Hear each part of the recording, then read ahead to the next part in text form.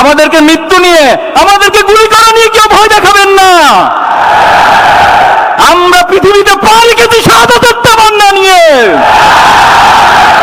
এই পৃথিবীতে ইনসাফ কায়েম হয়েছে শাহাদাতের উপর দিয়ে, রক্তের উপর দিয়ে। আগামী দিনে বাংলাদেশেও শাহাদাতের উপর দিয়ে ইনসাফ কায়েম হবে। নারায়ে তাকবীর, নারায়ে তাকবীর। ইসলামী ছাত্র শিবির জিন্দাবাদ, জিন্দাবাদ। কোটা না মেধা, কোটা না মেধা। দিল্লি না ঢাকা, দিল্লি না ঢাকা। গোলামি না আজাদি, গোলামি না আজাদি। বুকের ভিতর অনেক ঝড়, বুকের ভিতর অনেক ঝড়। আপোষ না সংগ্রাম, আপোষ না সংগ্রাম। আবু সাঈদ মুগ্ধ, আবু সাঈদ মুগ্ধ। আমার ভাইয়ের রক্ত, আমার ভাইয়ের রক্ত, হাদি ভাইয়ের রক্ত, শহীদদের রক্ত। আমরা সবাই হাদি হব, যুগে যুগে লড়ে যাব। আমরা সবাই হাদি হব। We want justice, we want justice. ইনকিলাব, ইনকিলাব,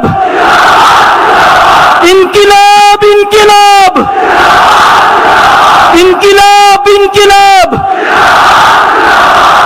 সংগ্রামী ভাইয়েরা, আমরা এই জমিনে ইনকিলাব বাস্তবায়ন করে ছাড়বো ইনশাআল্লাহ। প্রিয় ভাইয়েরা, এ জমিনে ইনসাফ কায়েম হবে, ইনকিলাব কায়েম হবে। কিন্তু আমি ব্যক্তি যদি কোনো কারণে আল্লাহর কাছে প্রশ্নবিদ্ধ হয়ে যাই, যদি কাল কিয়ামতের মাঠে আল্লাহ তাআলা আমাকে কোনো প্রশ্ন করে বসেন, তাহলে আমার জন্য ইনকিলাব ব্যক্তির জন্য কোনো কাজে আসবে না। আল্লাহ রাসূল সাল্লাল্লাহু আলাইহি ওয়াসাল্লাম একদিন সবাইকে প্রশ্ন করেছেন যে দুনিয়ার সাথে আমার কি সম্পর্ক। তখন আল্লাহ সাল্লাম নিজে সেটার উত্তর দিয়েছেন একটা উপমার মধ্য দিয়ে। তিনি বলেছেন যে কোন একজন পথিক যখন অনেক দূরবর্তী পথে যাত্রা করে, পথিমধ্যে তিনি একটি বৃক্ষ দেখতে পেল এবং সেই বৃক্ষের নিচে সামান্য কিছু সময় বিশ্রামের প্রয়োজন হলো এবং বিশ্রাম করে তিনি আবার তার নির্দিষ্ট গন্তব্যের দিকে হেঁটে যান। রাসূল সাল্লাল্লাহু আলাইহি ওয়াসাল্লাম বলেছেন এই দুনিয়ার সাথে আমার সম্পর্ক হচ্ছে সে পথিকের অতি সামান্য কিছু সময় বৃক্ষের নিকট বিশ্রাম নেওয়ার মতো। আল্লাহ তাআলার কাছে দুনিয়ার মূল্য একটি মশার দানার চেয়ে তুচ্ছ হিসেবে বিবেচিত হয়। আল্লাহ সাল্লাল্লাহু আলাইহি ওয়াসাল্লাম হাদিসে বলেছেন যে কোন একজন ব্যক্তি যদি সমুদ্রের মধ্যে তার আঙ্গুলকে চুবিয়ে দেয়, চুবানোর পর যখন সে আঙ্গুল উত্তোলন করে, আঙ্গুলের মাথায় যে সামান্য পানি থাকে, আখিরাতের তুলনায় দুনিয়াটা হচ্ছে ততটাই নগণ্য। সংগ্রামী ভাইয়েরা আমার, আমরা আমাদের এই সকল প্রচেষ্টার মধ্য দিয়ে আল্লাহর কাছে একটা জিনিসে চাই, আল্লাহ যেন আমাদেরকে জান্নাতে শামিল করে নেন। আল্লাহ যেন আমাদের সকল কর্ম প্রচেষ্টাগুলোকে তার সন্তুষ্টির মাধ্যম হিসেবে কবুল করে নেন। বিগত সময় ইসলামী ছাত্র শিবির যে পথ মারি দিয়ে এসেছে, 2025 যতটুকু অর্জন হয়েছে, আগামী বছর আপনাদের সকলের প্রচেষ্টার মধ্য দিয়ে আল্লাহ তাআলা আমাদেরকে আরো অনেক অনেক বেশি অর্জনের সম্মুখীন করবে ইনশাআল্লাহ। আল্লাহ আমাদেরকে আরো অনেক অনেক অর্জনের দিকে, সফলতার দিকে ধাবিত করবে ইনশাআল্লাহ। নাসরুম মিনাল্লাহি ওয়া ফাতহুন কারীব।